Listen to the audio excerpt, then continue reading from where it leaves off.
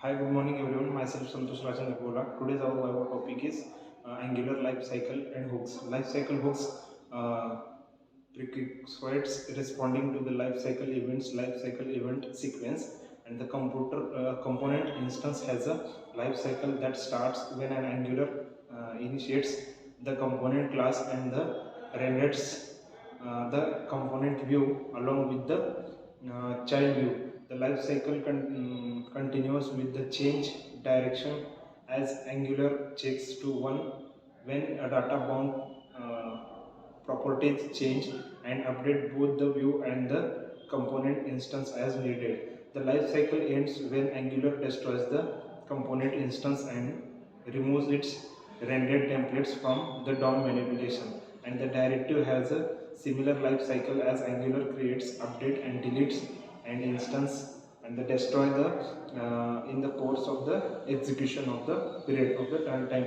And your application when goes on continuous can use a life cycle hook methods to tap into a key events in the life cycle of a component directives to initialize a new instance or initiate change direct detection when needed. It responds to update during the change detection and clean up the space. And before the detection of the instance, we should have to maintain or take a precautions and prerogatives before working with the life cycle hooks.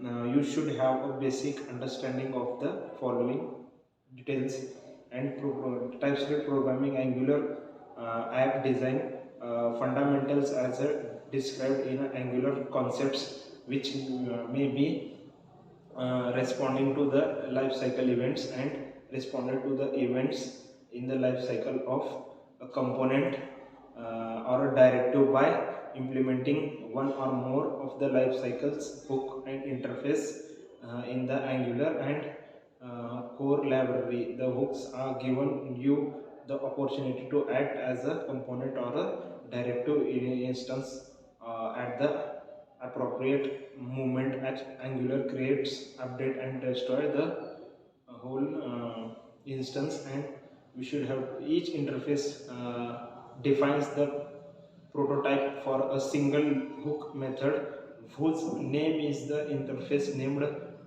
prefixed with ng. For example, on the bit interface has a look hook method named